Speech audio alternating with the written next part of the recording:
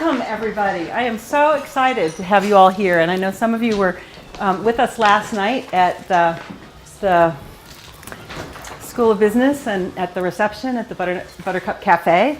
I'm Jenny Mish. I'm the executive director of the Sustainable Business Council here in Missoula, and our mission is to advance a vibrant local economy built on sustainable practices. And I'm here because I love Missoula. I'm one of many people who've come back because I love Missoula. I love the landscapes and I love the people and the community. And so I know you all love those things as well. And we've had a wonderful couple of days with Judy Wicks here. And I'll tell you a little bit more about her in a minute. But I wanted to start, so to find out about our marketing, I didn't do this last night, but I wanted to know how many of you saw this poster? So quite a few people saw it. Did you get an email from us? Yes. Most people got emails from us. Did you visit our website? A few people? And how about, did you see our Facebook? How about, did you see an ad in the Missoulian? Or the Independent? Or Mama Load?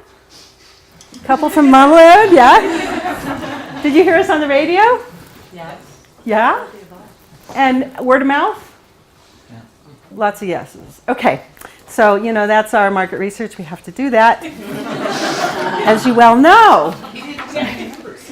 Well, I didn't want to bother you with surveys. I actually came in through the Missoula Community News. Missoula Community News. Thank you for adding that to my list. Very important. Wonderful member organization and wonderful organization. So we have a number of events coming up, and I think everybody got a program and a list of upcoming events. I just want to briefly highlight a couple of them. We're going to be doing on April 23rd a film at the Roxy, which is going to be about the LEED certification for green buildings and a group of construction workers that kind of grapple with it and kind of are, it's a fun film to watch, this kind of cross-cultural aspect of getting to know what green building is about and kind of coming around to seeing how this makes sense. So I think that'll be fun. We're also on May 8th doing a Farm Fresh Pitch Fest with CFAC, which is the Community Food and Agriculture Coalition. And we're really excited about taking a foray into highlighting some local businesses, giving them a chance to do a pitch about their business and invite the community to hear about their innovations and think about ways to support them. And that's a little first foray for us, and we hope to get involved in more opportunities to kind of find ways to help businesses highlight what they're doing so that the community can offer more support to specific businesses. So those are a couple things coming up. Also this summer we're going to be asking Missoulians to make a 10% pledge to buying local food. So stay tuned for lots more on that. Very exciting. We have wonderful sponsors, as I'm sure you all are aware. And I want to thank each and every one of them. Axiom IT Solutions has been fantastic. Balance Tech has been amazing. The Missoulian and Mama Load have been fantastic supporters of these events. The University of Montana, both the School of Business and also UM Dining Services separately have supported these events, which we really appreciate. We have support obviously from the Loft here and the wonderful food from Bernice's this morning. We got support from the Good Food Store and Cherry Creek Radio and the Green Light downtown. We've got and we also had this lovely reception yesterday at the Buttercup, sponsored by Molly Galusha. So thank you to all of our sponsors. Did I miss anybody? First Interstate Bank is also one of our sponsors for this event series. So thanks. Thanks to our members and thanks to all those. Thank you. Yeah. Okay. So that's the preliminaries. Now I want to introduce our panelists. And what the format will be is that each of our panelists will speak for 10 minutes and then there'll be Q&A. So hopefully we'll have some good time for Q&A. What we wanted to do was to gather, since Judy is, and I'm going to talk a little bit more about her, but since she's such a pioneer of really innovative local business models, we wanted to highlight some of our pioneers of local business models. So we have invited three business owners who have done really innovative things, and we hope that they'll share some of that. And we're just going to get glimpses. Mark Vandermeer is here from Bad Goat Forest Products, and we've got Carolyn Lopatka of Recreate Designs and also of the Made Fair that many of us are familiar with. And we have Paul Gladen, whose business is MuseView, and he, which is a I'll explain it though. okay. He's good at that. And who you probably are also familiar is the new director of the Launchpad Initiative, which he's going to speak a little bit about as well. So now I get to tell about our special guest, Judy Wicks, who many of you have heard a little bit about. And if you had seen her talk last night, you would know that she founded the Free People's Store, which became Urban Outfitters, which is a really interesting story. And she's best known for her cafe, the White Dog Cafe in Philadelphia, where the Inc. magazine said that she implemented more progressive business practices per square foot than any other entrepreneur. They called her one of their 25 most fascinating entrepreneurs, and she tells great stories about this. So today you're just going to get some little snippets, but her talk last night will eventually be on YouTube, and you can also read all about it in her new book, which is Good Morning Beautiful Business. So she'll be available signing that afterwards. She also founded the Business Alliance for Local Living Economies, which is the national organization that really talks about how we build economies that are ecosystems of cooperative small businesses that support each other, and consumers, and the whole community that really works together to create really vibrant local economies. So she'll say as much as she's able to say in her 10 minutes, and without taking up more of it, I think I will now start the panel. So we'll start with Mark Vandermeer. Right. And so here is your microphone, and you can flip it or wear it or hold it or whatever you want to do. Do with these.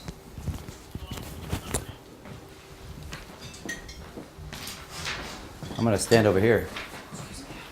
All right. Nice. Ready? Yeah. My name is Mark Vandermeer. I'm here representing Bad Goat Forest Products. Pedro Marquez right there is our general manager. He's the guy who holds everything together. This is a fast slideshow. And so hold on, it's going to be like going down whitewater. I've only got one request. Keep your eye on the wood. That's all you got to do, and you won't get confused. Just wrap onto a log and you'll be fine. All right, we'll see how this works. Bad Goat, I should hold on, back up. This is not the story of just Bad Goat. This is the story of three businesses that work very closely together. These three businesses: Watershed Consulting, Wildland Conservation Services, and then finally Bad Goat. And I'll explain. Watershed Consulting does a lot of different stuff out in the woods. We do environmental assessments of all kinds. We do soils work. We do ecologic restoration. That's the big thing we do. 90% of what we do is ecologic restoration. We fix stuff that's screwed up. Does that look screwed up? Oh yeah. There's us having fun.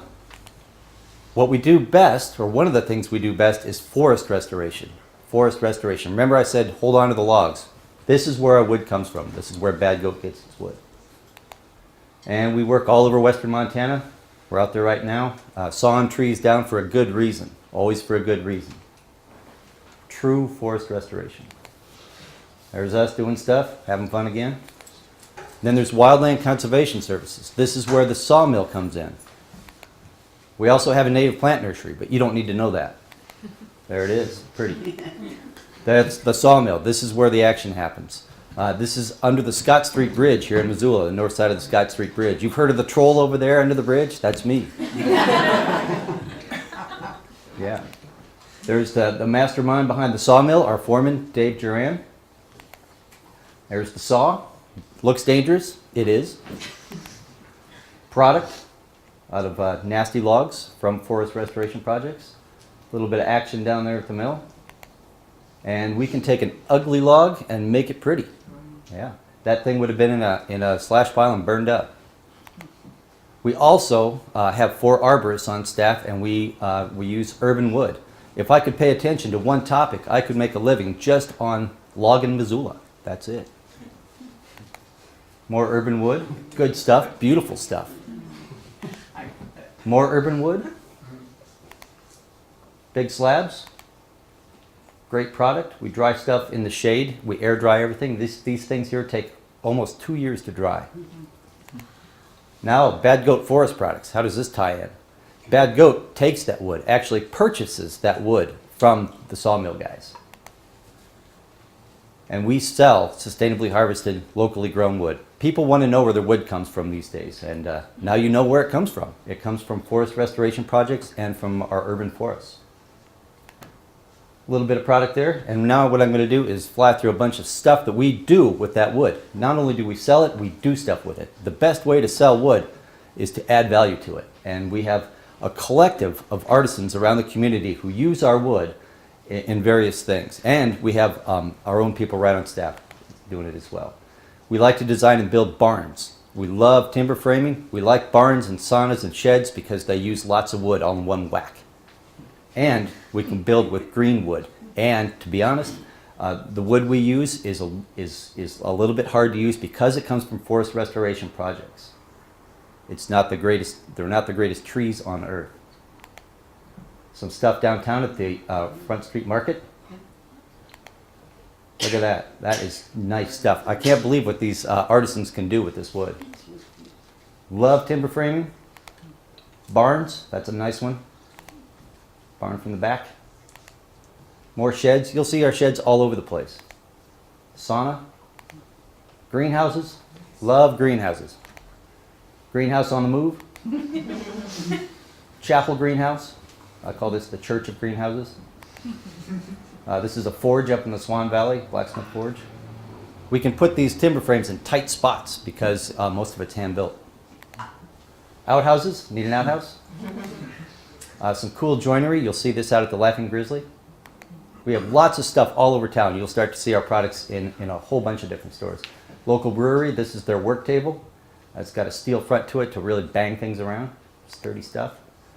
That's a tea table from Lake Missoula Tea Company. That's our workshop. Ha ha, that's our workshop when we clean it up. Yeah. Oh yeah, there it is. There's our workshop when things are happening. Yeah, we've got sawdust everywhere. We do a little metal work. We built sidewalks. We make cool stuff. That was a rotten piece of log. Rotten, rotten, rotten. That thing sold for $1,200. Some more stuff we build. We kick stuff out every day. We build picnic tables for the city. More stuff. Kitchens. Inspired classroom. Skateboards. Who would have thought? And here, Caleb Matthews, he gets the award for the most value added. Took 87 cents worth of wood and made 40 bucks. Pretty good. That's it. Wow.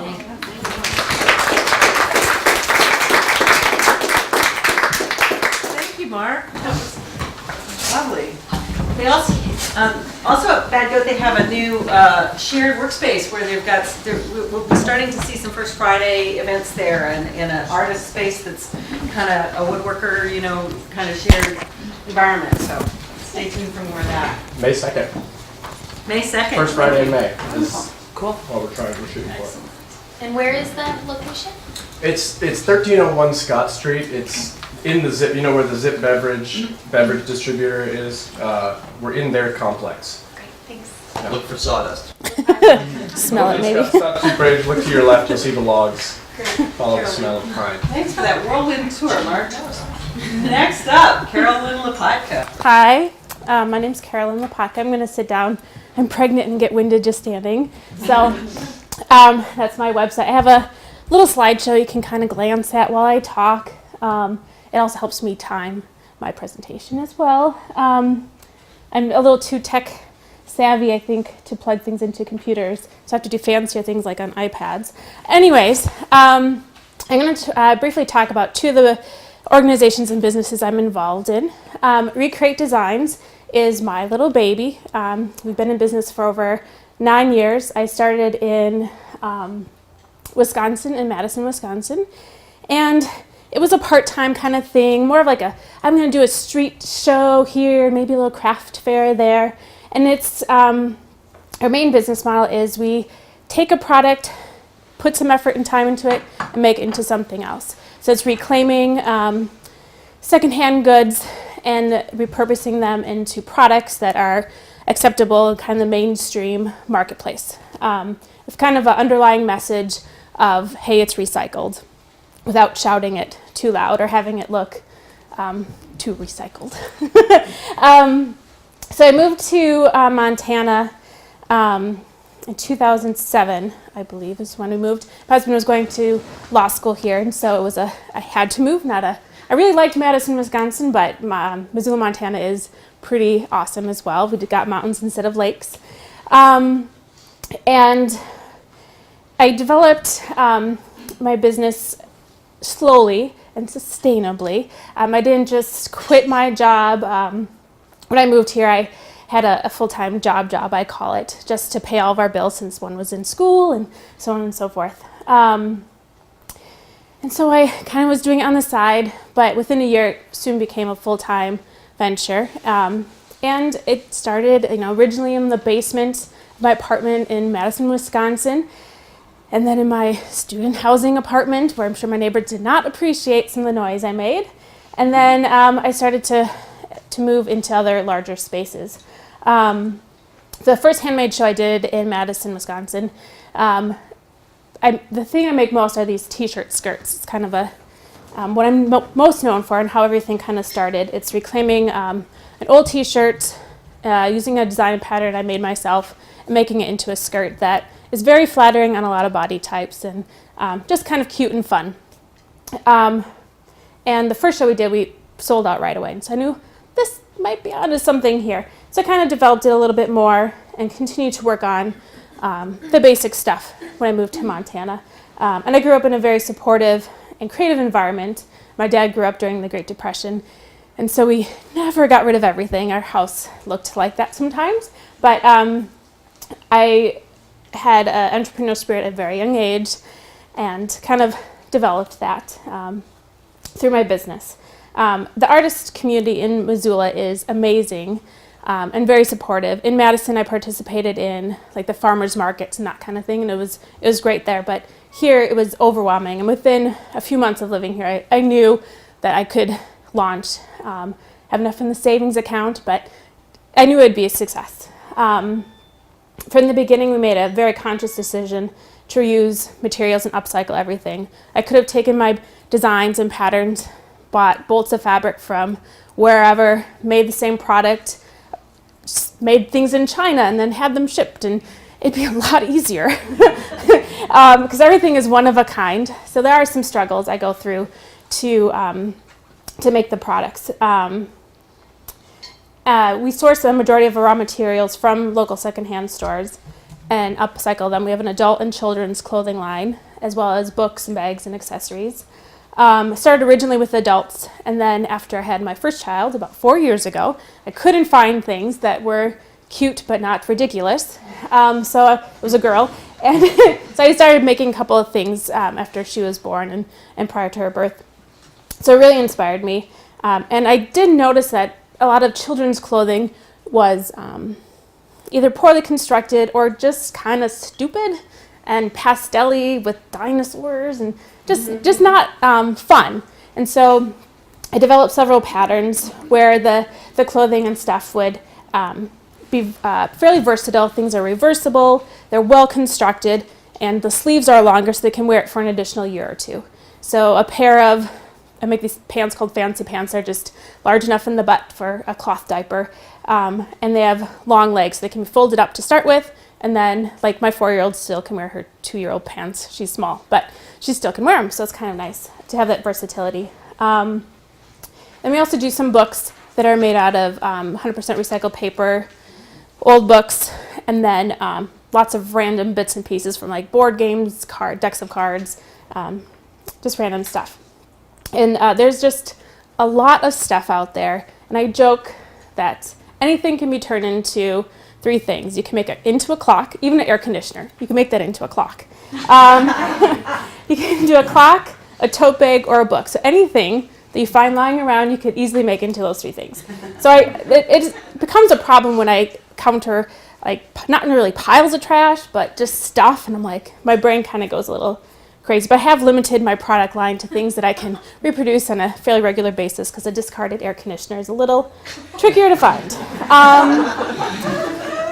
So our main business model is to take these secondhand, I call them my raw materials, and transform into something that is available to the general public and has a recycling message, but it's not so overwhelming that it looks stupid, it's going to fall apart, or is not attractive. And I don't have any formal business training. Like I said, I've been a little entrepreneur since I was a kid. I sold flowers to people from their own front lawns when I was a kid around the neighborhood to get 10 cents to go buy some lemon drops. So as started young, and my family and father and stuff really inspired me to try to do things in a more interesting way, I guess. I've had a little help from MCDC here in town, and the business school. They did use me as a case study as to how to expand and size a business like mine. Since everything's one of a kind, you have to, and it's not easier or cheaper to get a t-shirt from the thrift store and turn it into a product that doesn't look like it was stained or pilled or anything like that. So it is a challenge to expand it, and I'm still kind of working with that. I have about 3 employees. Some are full-time, some are part-time.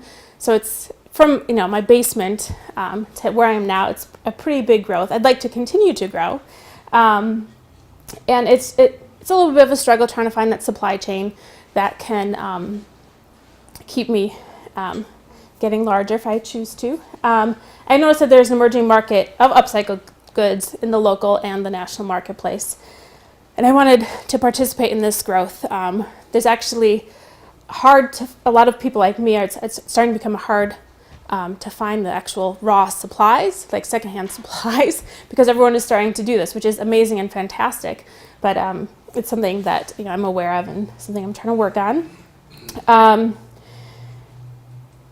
One thing in the process of making stuff, I discovered I have all these extra things. Like you make a triangle out of a t-shirt. What'd you end up with? 2 sleeves. So you do this over and over and over again. Pretty soon you could have a whole room of sleeves. So last year I started designing some new products that would use 6 sleeves, so to help with the supply chain, and then or the material supply.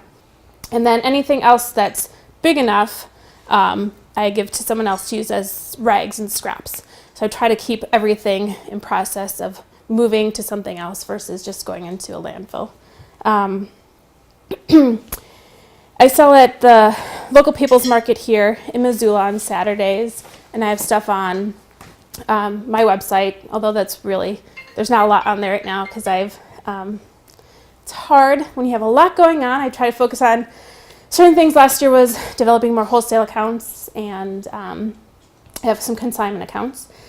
And this year is going to be developing the website. It's beautiful, but if you actually look at the products, it's like, hey, here's a choice of skirt 1 or 2. So this year is really focusing on that since I'm expecting another one. I have to try to come up with some more things I can do from the home. And this year we've applied and have been accepted, just had to finish the paperwork, to participate in 1% for the Planet program. It connects businesses, consumers, and nonprofits. And I'm dedicating 1% of my sales, not my profit, my sales, to local nonprofits that do something that I don't have time to do, help out the environment, be advocates for things that I can't do myself. So I'm really excited about that. And the next thing I'm going to talk about, because my thing stopped telling me that I should stop talking about that, is the Maid Fair. And this is my little baby as well. Make sure my music doesn't start playing. So the Maid Fair, it's an alternative arts. Oh, sorry about that. Yes, let's listen to that music. Let's click on that. Sorry. It's an alternative arts and crafts fair that I started less than 8 years ago. It'll be the 8th holiday show this year. And we started off with 18 vendors. It was above a bar and restaurant. It was actually called the Loft, but the different one. And we started off with 18 vendors at it, and it was a way to just be able to sell our stuff. I participated in similar events in Madison, Wisconsin, where it was alternative arts and crafts kind of fair, and kind of the quirkier things that you see out there, so not the traditional arts and crafts that you would see at the church bazaar type thing.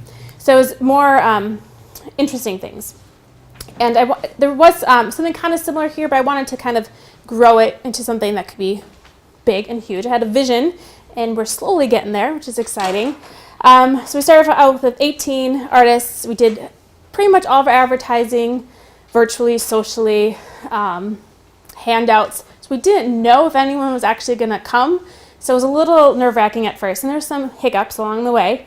But it was amazing. It was a huge success. Everyone that participated, sold their products really well, and it was well attended. And since then, we've, fast forward a lot of years. Our show last holiday was at the Adams Center. It was something that I had in my, thought process that it'd be great to attain a larger space like that one day. But I knew starting with 18 vendors going to 140 was not the best leap to start with. So we kind of grew it organically. A lot of social media, I think, definitely helped out. Facebook was a huge thing for us. I'm one of the co-founders, and then currently we have 2 other people that are helping out with the planning and organization of it. And every year we receive twice as many applications as we do have space for. And last holiday, over $250,000 stayed within the Adams Center and the local pockets of local and regional artists. There was only 2 artists from Idaho. They kind of been grandfathered in, but so everyone else is pretty much local or from at least Montana. And so it's amazing knowing that in 7 hours that much money transacted into directly into the pockets of local artisans. And I'd say about half of them do this as their life income. Some of them just do it, on the side.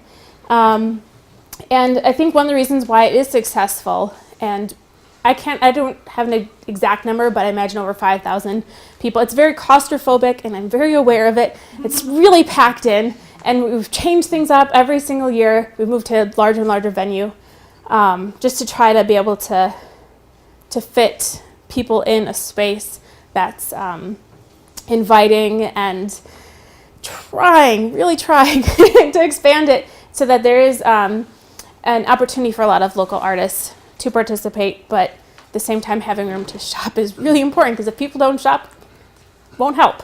Many of the people here. Yes, and one thing we are doing new, and this is a formal announcement. So we are introducing, we started an LLC called Handmade Montana, and it's an organization that will comprise of 3 components. It's to expand on this and give more people opportunities and be able to give back and create this, a show, but also an educational opportunity. So it's 3 parts. There's an event series, which will be the 2 Maid fairs, the holiday and the summer one. And we'd like to maybe eventually expand into other markets like Helena and Bozeman, maybe Billings, but that's really far away. So we'll see. And then as part of the event, having a retail wholesale kind of show, so local retailers can come in and purchase products if they wanted to. And I think that part's going to be pretty small to start with. It's not going to be anywhere near the Made in Montana show that was recently in Helena. Another component is an educational component, offering basic classes. I've been doing this, like I said, for almost 10 years, and I've learned a lot of stuff along the way. There's a lot of free resources available to people if they know how to access them. So we'll have little workshops on how to build from your living room or kitchen into, this is your full-time thing. One of the artists that works with us, Courtney Blazon, she's a fine artist. So she'll be able to present information about how to take your fine art and transform it into your livelihood. I think we just need to move on. Okay. But I don't. Yes, that's right. Yeah. Well, that's it. For Q&A. Okay, sounds good. Thank you. I can talk about myself forever, apparently. That was fascinating. And I know many of us have been to the Maid Fair and are so. Paul Blake. Good morning. So I've got actually sort of 3 hats here in town. One is as founder of my business MuseView, which I'm going to spend 2 or 3 minutes talking about. The other is with Dawn McGee, co-founder of the Hellgate Venture Network, which has existed for a little over 6 years now, which is here to help entrepreneurial businesses and kind of network the entrepreneurial community. We meet kind of once a month over beer, and we have an entrepreneur kind of sharing their story for 10 minutes, which is a lot of fun. And then more recently, about 6 weeks ago, I took on the role of the director of the Blackstone Launchpad at the university, which is our mission is to help students and alumni that want to start their own business and really kind of pursue their passion by starting a business or starting an organization through which they can explore that. So I'm very interested in kind of helping kind of local businesses, and in 6 weeks we've already had about 58 students and alumni that have registered with us, and about 23 business ideas that have been submitted. So I'm hoping to see a lot of kind of exciting new businesses arising here in kind of Missoula and across Montana over the coming months. So my agenda, if you want to go to the next slide. So you can't do it. I don't think the click will work on this. I shouldn't think. Pointed at the projector.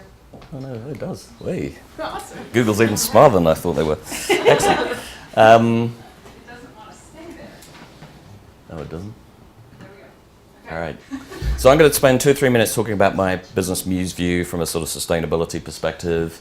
And then Jenny had asked me to talk about sort of innovative business and finance models. So I'm going to try and give you in about kind of 6 minutes some kind of principles of innovation and kind of funding of your businesses that hopefully you can sort of take away and apply to kind of move your business to the next level. I've got a set of innovation questions. I'll run through those really, really quickly. I'll be happy to kind of share these kind of slides with people that think there's anything that I said that's actually interesting and useful. So my business muse view is very, very different to a lot of, certainly the 2 businesses we've heard about from kind of Mark and Carol, and kind of many of the other businesses that you may think of as sort of sustainable businesses. So Muse View basically is a sort of content curation business in the business and kind of financial services world. So we track and aggregate marketing activities from leading professional services firms. We also track the changes in regulations from securities exchanges. So places like the New York Stock Exchange and NASDAQ and Chicago Board of Exchange have very complicated rule books that they're constantly updating. And our team monitors that process, tracks it, puts the information in a database, and then we deliver a file to our client every day that they can use to update kind of their internal systems. So the pictures there are 2 of our longest serving employees. All of our employees, except for myself and my 2 business partners, are stay-at-home mums down in the Bitterroot. Marcy was giving me grief last night for not saying we also would employ stay-at-home dads, and we did actually have one for about 2 years, and we're certainly open to employing stay-at-home dads. But our stay-at-home mums, I mean, it's remarkable to me that we've got sort of high-powered financial executives and lawyers and partners in CPA firms that are relying on information that's essentially kind of processed by stay-at-home mums in the Bitterroot who, frankly, and self-admittedly would say they don't necessarily know a heck of a lot about financial services regulation or kind of legal issues, but we've been able to develop a process that enables them to manage and organize that information effectively. So then when I looked last night at kind of all of the 9 sustainable kind of business practices, I realized we're probably a highly kind of sustainable business because we have probably a close to 0 carbon footprint because essentially all our employees work from home, so we have no transportation, all of our activities are online, we have no facilities, everyone works from home, we don't have a headquarters, we very rarely travel to meet with our clients, we do all of that by phone and email and sort of go-to-meeting type activities and sessions. So really about our only consumption of any kind of resource or energy, resource is energy that powers the servers and the computers that our people use. So really what we're about, and it's sort of interesting putting this together and kind of thinking about us sort of exporting sustainable brain power, that's I think what we're trying to do with the Launchpad in many ways is use one of kind of Montana's perhaps most underutilized resources, which is its brain power, and actually rather than export it by sending our people out of state, to use their creativity and knowledge and skills, and particularly leverage technology to sort of export that insight to clients and customers across the world without them having to move there. So that's a little bit about MuseView.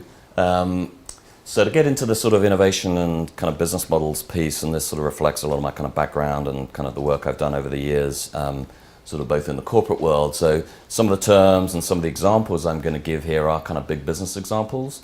But what I want you to take away from it is not, gee, I want to copy those kind of businesses and do the same things as those businesses, but learn from some of the principles that they've applied that have helped them innovate and create and therefore compete more effectively in their marketplaces. And the way I think about innovation as distinct from invention, so invention is sort of creating something which sort of might be useful but might not, but often doesn't necessarily have any real commercial value. Innovation is something that's really creating value, and the most important aspect of that is really creating customer value. So for me, innovation is about how do you sort of adapt your business, your products and services, the way you market, the way you operate to deliver better value for your customers. And usually when you do that, in the same way that I think a lot of sustainability practices do that, the time that you spend doing those things, you actually come up with a better, more effective and more efficient business model by adopting some of those kind of principles and practices. So if you think about customer value, think about all of the things that customers take into their consideration of the products and services that they might buy from you. Now I put brand at the top, which in many ways sort of correlates to value, but if you think about certain brands, you will have some association or some perception of them, good or bad, about what their products or services mean to you. And often it's an amalgam of these other things. So price is obviously always important, but it's often not the most important piece. The quality of the products, the quality of the services, time can be a factor for people in terms of speed. Convenience is a massive issue in today's society. Quality of service, whether that's the service you provide or after-sales service.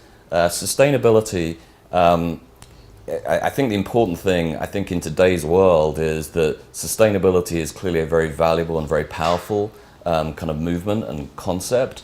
I don't think it necessarily is always going to be sufficient for you just to say, hey, we're sustainable, therefore you should buy our products and services. So you need to put it in the context of some of these other things. So are your products kind of highly usable? Is the design great? What else are you doing in terms of flexibility and risk and choice and customization? I'm going to talk about some of those things, give you some quick examples in a minute. So think about what is it that your customers value, and do as much as you can to align your products and your services and your operations to what customers value. So to give you a few examples, and I say these are mostly, although one or two are local examples, mostly kind of big corporation, big world examples, but I want you to kind of take away the principle that sits behind them. So Orange is one of the major kind of cell phone service providers in the UK and Europe. When they came into the market, they were the fourth mobile operator to enter the market, but they were the first operator to essentially flip the model for how you price mobile service. So when cell phone service was launched, because it was launched mostly by existing telephone companies, they used the same pricing model, which says, we're going to price you for minutes, and we're going to bill you at the end of the month. And when they did that, and they charged kind of $1 a minute or whatever it was to start with, people were like, well, I'm going to have to be very cautious about using my service because I'm going to end up with this kind of $100, $200 kind of bill by the end of the month. And they introduced the concept of a fixed kind of bundle of minutes, which suddenly changed the dynamics because people now knew that they'd bought 100 minutes or 50 minutes or whatever it is, and they knew how much money they were going to be spending. So they'd removed the risk for customers of overspending because it was a built-in mechanism by which they would know how much money they were spending. And actually what Orange found when they put that in was actually their average revenue per minute went up because people were controlling themselves to stay below their kind of their minutes limit. So there are things you can do with pricing that can change the dynamics because it's not just about the cost, it's about certainty. And this is why, given I spend a lot of time in the legal world, this is why people mostly hate lawyers, because they basically send bills at the end of the month which people had very little control over. And there's a lot of innovation going on in the legal world now around fixed price arrangements and value billing, which is starting to change that industry very slowly. Payment terms, Virgin Mobile, at least in the UK, was the first cell phone operator to go with a pay-as-you-go model, so the prepaid model, which means that you're paying up front, which again was about confidence on the part of the consumer, but also actually had far greater implications outside of kind of the UK and developed markets, because it meant suddenly in undeveloped markets where people didn't have credit profiles and cell phone companies wouldn't want to give those customers a contract, they could actually provide cell phone service because people were paying up front. And paying up front is something I'll come back to, is a phenomenally powerful way of changing your kind of business model. It can actually potentially add value, but it also tells you a heck of a lot about how much customers actually value your products and services. Subscriptions, the icon there is kind of Dollar Shave Club. I don't know how many of you heard about that, but that's essentially a subscription service for kind of razors, for shaving. I mean, just completely flipped the model for kind of shaving gear and equipment. Amazon Prime, I don't know how many people here are Amazon Prime customers, but that kind of flat rate, okay, it's $70 a year. I kind of get access to this kind of shipping, and it's I don't have to worry about kind of shipping costs beyond that, and I get kind of free movies and things to watch. How am I doing time-wise? It's been 11. It's been 11? Holy cow. So let me talk for a minute on innovative finance. So there's some other examples there I'll be happy to talk to you about kind of offline. I hear people talk about, I can't get funding for my business, and I think often that's basically a crutch or an excuse for I haven't figured out how to get value, to create value for my customers. So if you think about what funding does, is it bridges the gap between customer payment and cost outlays. So innovation, I think, is the way in which you can try and shorten or reverse that gap by getting people to pay up front, or by reducing the size of that gap by essentially enabling you to get customers to pay more because you've focused more on the value, or by reducing your cost because you've eliminated, and there are some other examples on the previous slide of things that you can take out of your business processes because actually you're doing things that customers don't value, or in some instances you're doing things that customers would actually rather do themselves. So let them do it so you don't incur the cost. And the best example, or a great example of innovative finance, I think, is crowdfunding, which Market on Front, which Mark showed a kind of picture of earlier, and a couple of other businesses here in town have done, is basically sort of Kickstarter campaigns. That for me is a phenomenal way of getting money up front, but equally importantly, getting customer validation. If you have a Kickstarter campaign and nobody signs up, they probably don't like your products and services. If you're massively oversubscribed, people clearly love something that you're doing, and that's probably a pretty good indication, and you've got the money up front to work on that. So, sorry I went over, but hopefully that was of some help. There's a set of questions there. As I say, I'll be happy to share the slides. And Paul is available as a community resource, which is Absolutely. part of why we wanted to highlight him today. So thank you so much, Paul. That's great. Our last speaker, of course, is Judy Wicks. And Well, good morning, everybody. I've met most of you already over the last couple of days. I've been in Missoula.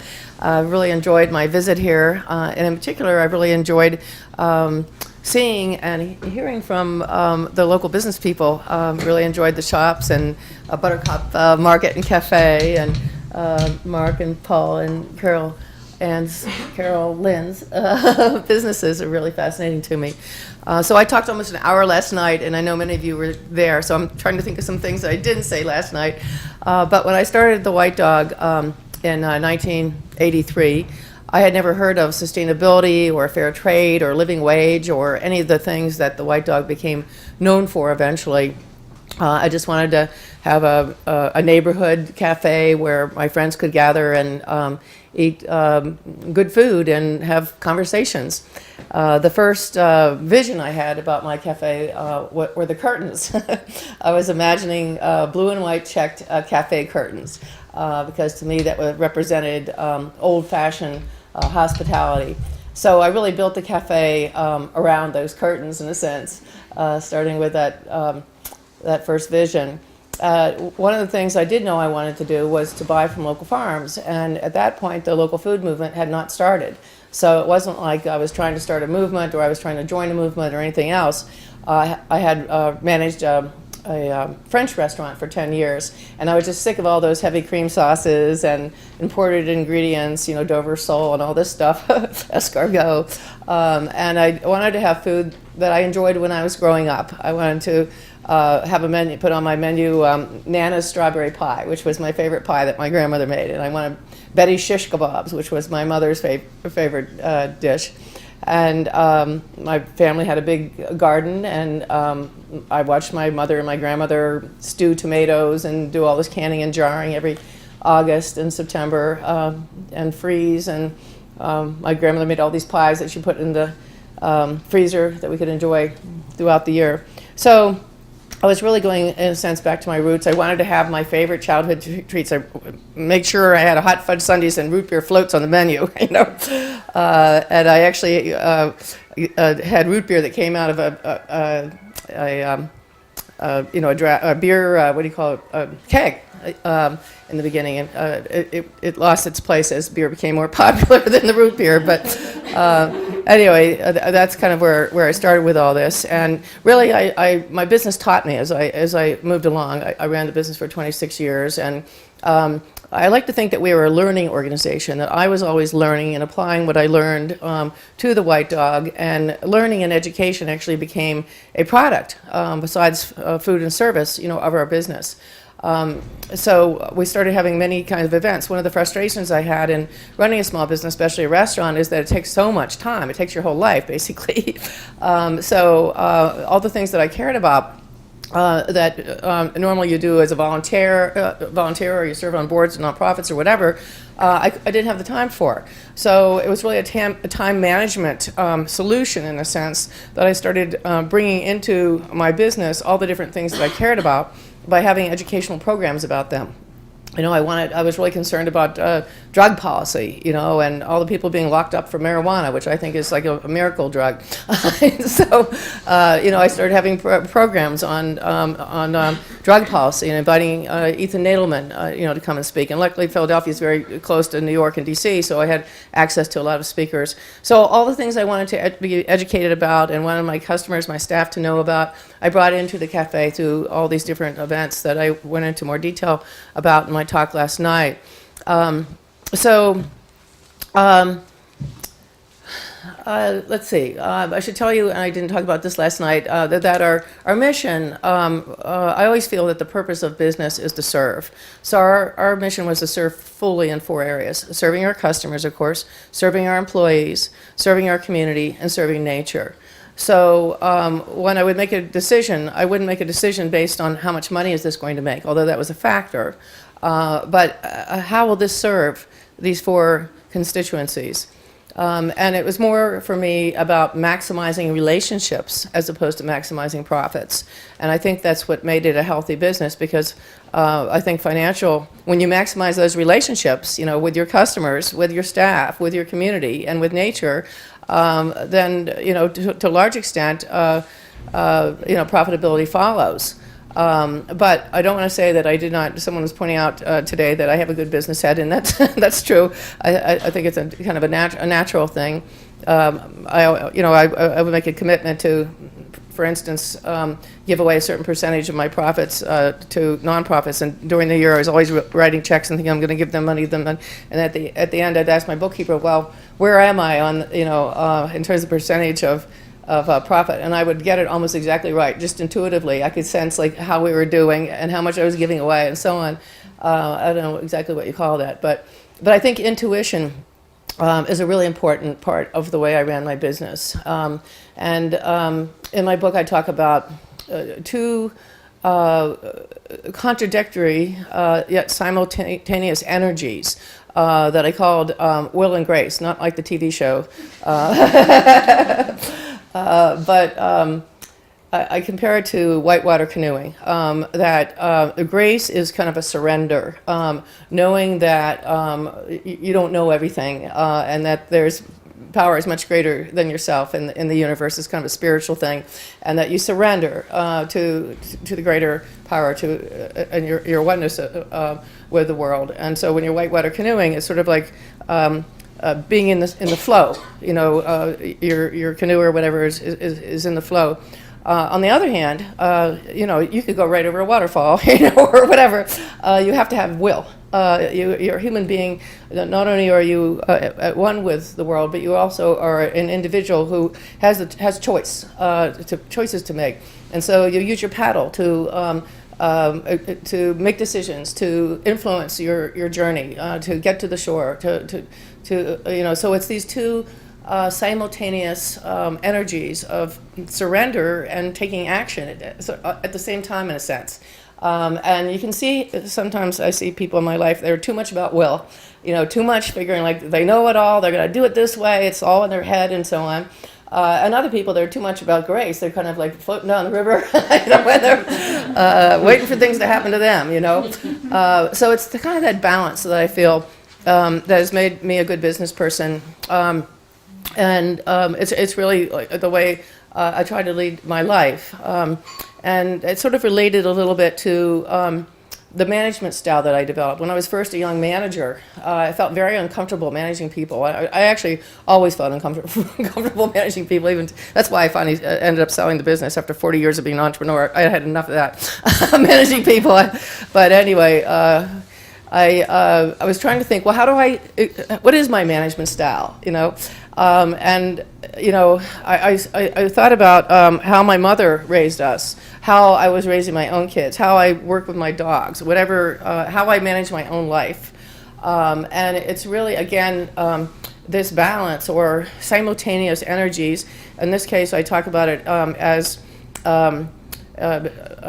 spontaneity, creativity, individuality, and at the same time, structure, discipline, and control. I thought, how do you really kind of explain this? And then I was reading, or someone gave me a quote from Thomas Berry, and he was talking about the earth itself. Do I have to hold this up? Or I can just put it here, right? Well, you All right, can I have fairly to. close. All right, I'm going to stick on here. So that the earth itself is in this balance. That the forces that are kind of exploding from Earth are going out. And this is the kind of spontaneity and so on. And then there's the force of gravity. That's the control and the structure that's holding those forces at bay. And if either force is too much, the Earth would either explode because there's too much spontaneity and whatnot, or implode because there's too much structure. And Earth is perfectly balanced. And at that point of balance is where life on Earth is. It's where creativity lies. So when I thought of how my mother's classroom was always the noisiest classroom in the elementary school, it was because she was operating at that point of balance. She was allowing as much freedom as possible within the constraints of the classroom. And that's where the most creativity was allowed to happen. And so I feel like that's what I try to do in my business. I tried to give as much freedom to my employees as I possibly could within the confines and the control, of the business. We had written job descriptions. That was their job. But if they wanted to change that job, please. The job descriptions are, ongoing process, and let me know how you would like to change your job description. So it's that balance, and I feel like it's also the balance of how we lead our lives. That we, to be creative, be spontaneous and whatnot, but also to structure our energies into a productive process. So I thought I would just share that with you. Did I run out of time already? Or, You're about 10. well, I don't, I don't really have to say anything more because We can have Q&A, so people can ask you questions. So.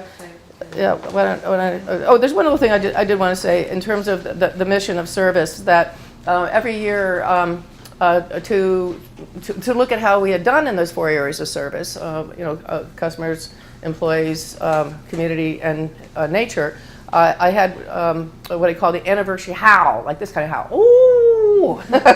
So we would close the restaurant one night, usually a Sunday night, the slowest after the first seating, and have an event just for the employees. I would give a state of the dog address, and open book management, show what our profit and loss was, how I used the profit, and many other things. We give awards, Silver Bone Award, blah, blah, blah. But we also talked about how we accomplished our mission, and I would use that as a goal, in a sense, that during the year, I wanted to be able to announce at the how one more thing that we were doing to serve our employees, for instance. Sometimes it would be increasing benefits for tipped employees, and most restaurants, no tipped employees get benefits. And so every year I would give a little bit more benefits, to our tipped employees. Or I realized that so many of our employees didn't have computers, so we would loan the money for their first computer, and then they would pay back from. Anyway, that kind of stuff. And so it was just like a time of the year, and I wanted to be able to announce every year at the How, and also on our Green Dog Day, which is open to our customers, one more sustainable practice that we had developed during that year, whether it's putting solar hot water panels on the roof or starting a communal compost or whatever. Anyway, I'll stop there for questions and so on. Okay. Well, thank you so much to each of our panelists, and I just wanted to say thanks again to Judy. For those of you who missed her talk last night, it will be on MCAT and on YouTube eventually. Thank you so much to MCAT for filming these events. And her book also tells the stories, many more stories like the ones you've just been hearing. So I know a number of you heard her talk last night. Thank you, Mark and Carol Lynn and Paul. I'm trying to learn how to say it in the British way. What questions do you have for our guests? What would you like to know? Pat?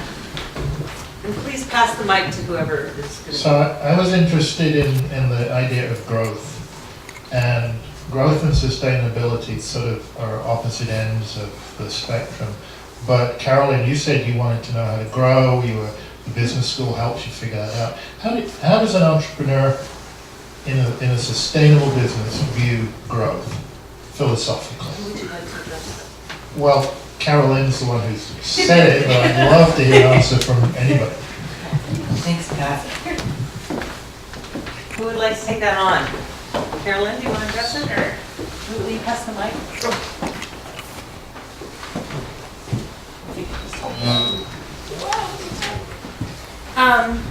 So, to rephrase the question, I'm supposed to do that first, right? Or Yes. say it again. Yeah. How do I philosophically kind of believe about growth and sustainability and how the two can happen in a business?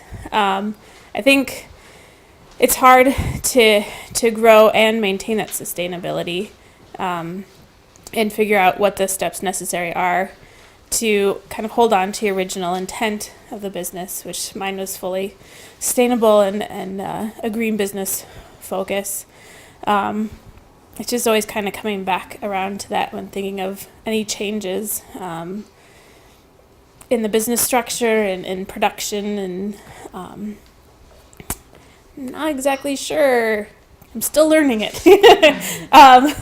But it's something I do think about all the time, and in my decision-making process of when I'm thinking consciously about what to do next kind of thing. And for me specifically, it's, the supply chain of raw materials to transform. It's kind of interesting. Do I drive 500 miles to Seattle to shop for t-shirts? That doesn't make sense because that's kind of against what I believe in. So I think it has to happen organically and consciously.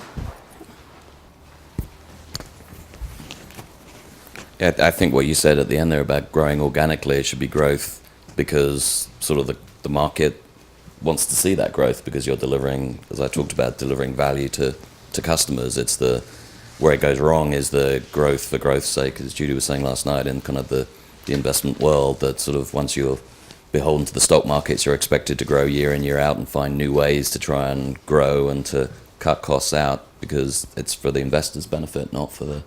and I think, sustainability is an interesting term. It has these meanings in terms of sort of using kind of resources kind of effectively and kind of being local and things like that. But I think it's also about building a business that is sustainable, i.e. that it's going to be around for a long time because it continues to deliver value. And I think there's a lot of businesses that have grown too fast without thought for that, and they've kind of failed ultimately because of that. So I think you pursue growth where growth makes sense and where that's what your customers are telling you that they want. And if you're a sustainable business, then you're going to focus on delivering those customer needs in a sustainable way.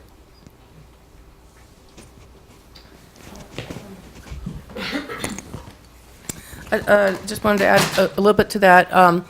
One of the things that I thought about once I grew very quickly in the first 5 years, and I think you have to grow to a financially sustainable point as well. And I think most of the businesses in this room are probably still growing and still need to grow, and it's good for the community to grow.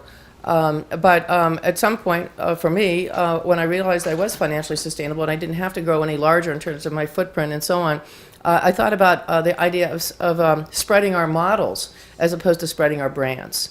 So I started teaching about the model of the white dog in other communities. I wasn't trying to start white dogs in other people's communities, but I was willing to share my model. And I think one of the beauties of the local economy movement is that, for the most part, we're not competing in the national marketplace.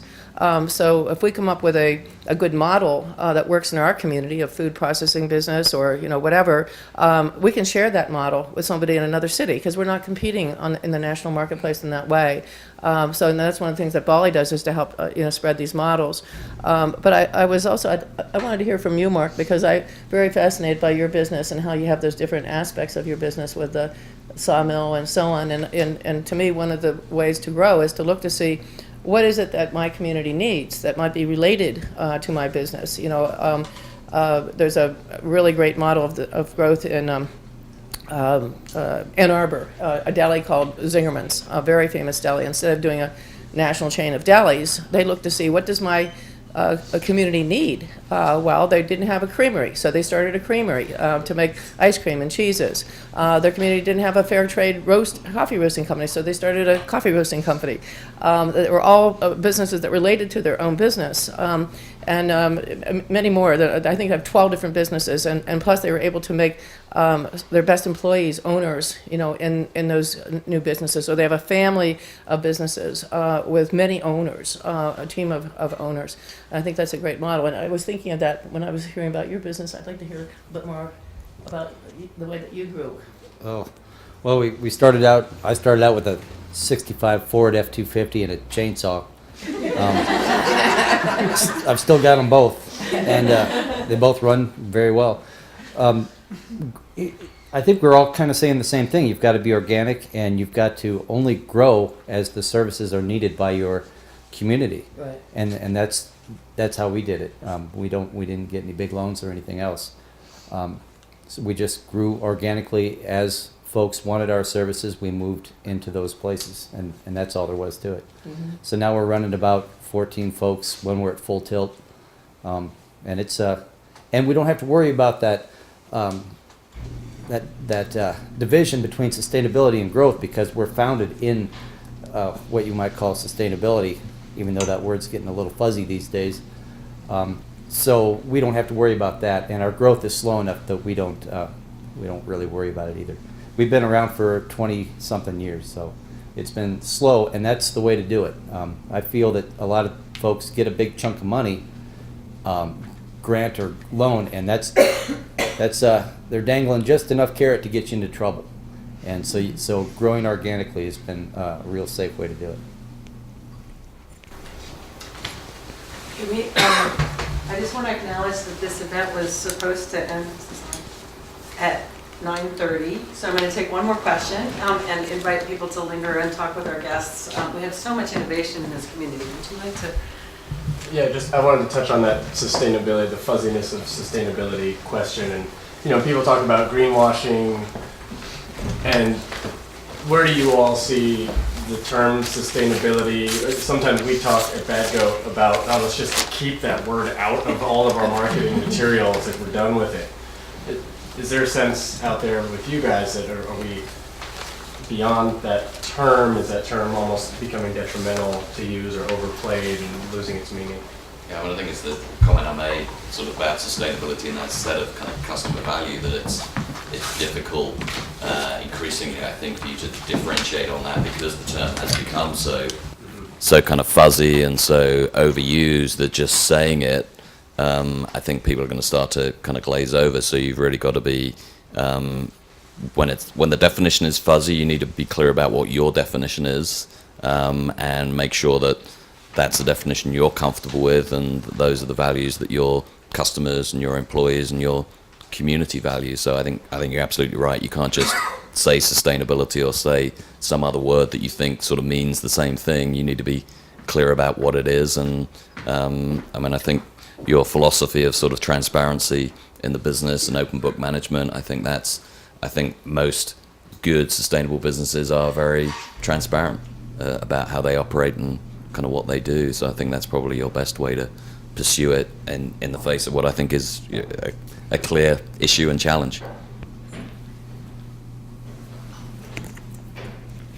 I think for my business stuff, it's always been, it's not the focus, it's the kind of an end result, I guess. It's making products and having, like the Made for, having it be a local show and having it be able to stand on its own, and then people finding out that it is a sustainable green business supporting the local economy is an added bonus.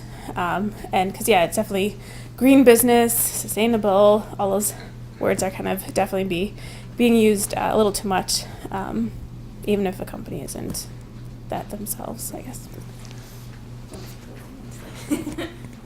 Yeah, not much I can add to that.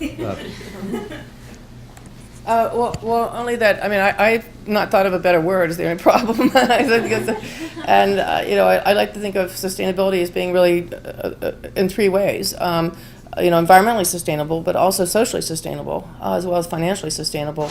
And we sometimes don't think enough about socially sustainable, which is, really about equality and inclusiveness, that we're not sustainable as a society unless we have fairness and inclusion.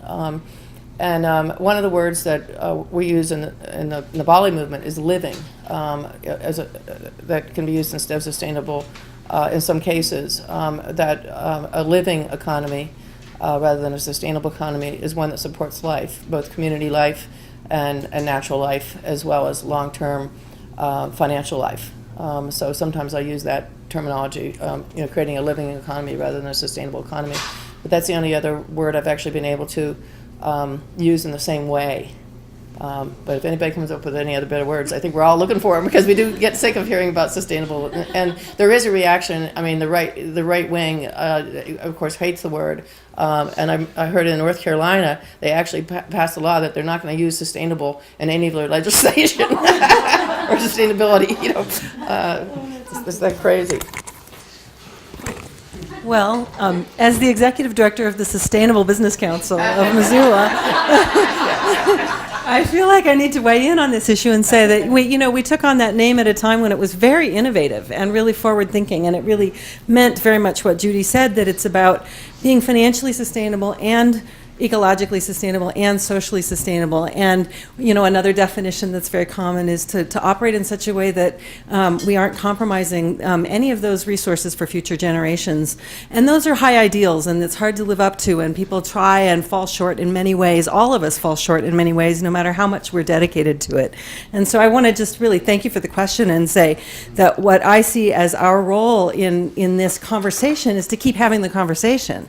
So we have a community that we all love, and we all want it to be healthy and vibrant and living, it's our relationships that make that happen. And part of our relationships is to have conversations where we might not agree about what a definition means or something like that. So one of the things that we'll be doing as our mission of advancing a vibrant local economy built on sustainable practices is helping to encourage conversation about what do we mean by local, what do we mean by sustainable, and how do we agree as a community to come to what that means so that it really is a living economy. So I am so grateful for all of our panelists. Thank you this morning. Yes, thank you. And I want to say a special thank you to Judy Wicks for coming from Philadelphia and for leading this amazing movement that we get to be part of the Business Alliance for Local Living Economies, and for telling your story. Thank you for joining us for these days. Thank you. And we have little gifts for each of you that I'll give you, and I just want to say thanks to all of you for coming, and please do participate in the Sustainable Business Council. Come to events if you'd like. Judy will be here signing her book, and she's available to talk with you, and our other panelists are available to talk with you. I also want to say that the Sustainable Business Council is at a really exciting time of growth. We have an amazing staff and board, and I'm really grateful to them for their support for all these events. And we also we're a 501c3 organization, and we've just received a $5,000 matching gift. So if anybody is in a position to make a donation to help us build our local living economy, we would be very grateful, and that would be matched, doubled. And also, we're appreciative for all of our members for your dues and your sponsorship support. And this is a great time to join if you have not become a member. We will be raising our rates probably in the near future, so this is a fantastic time to join. So thanks for everybody. Okay, continue to stay as long as you'd like. Thanks again.